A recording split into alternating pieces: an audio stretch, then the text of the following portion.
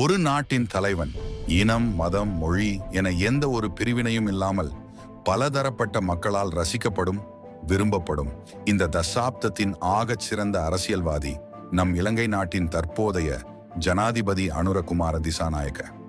ஏன் நான் இவ்வாறு கூறுகிறேன் தெரியுமா? இந்த கதையை கேளுங்கள். இந்த இலங்கையையும் அதன் அழகுகளையும் இவ்வளவு காலமும் அசுத்தமாக்கியது இனவாதம் தானே, இல்லை அரசியல்வாதிகள் மட்டும்தான் என நீங்கள் நினைக்கலாம். ஆனால் அந்த பழைய அரசியல்வாதிகள் விதைத்தது இனவாதமும் பிரதேசவாதமும் தானே. இன்று இந்தியா சென்ற நம் ஜனாதிபதியின் விசேட நிகழ்வை பாருங்கள்.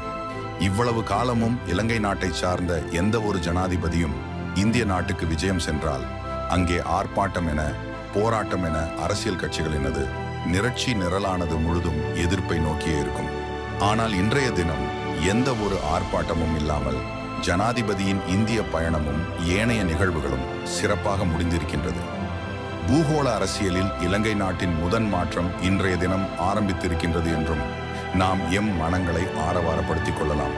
3 பாராளுமன்ற அங்கத்தவர்களை மட்டும் கொண்ட ஒரு கட்சி இன்று மொத்த பாராளுமன்றில் 3/2 பெரும்பான்மை கொண்டுள்ளது. வாய்ப்புகள் கிடைக்கும் போதுதான் நிறங்களின் எண்ணமும் எண்ணங்களின் நிறங்களும் மக்களில் பிரதிபலிக்கிறது. நல்ல ஒரு ஆரம்பம் நம் நாட்டுக்கு. ஆக்கம் நிலுஷன் நாதன்.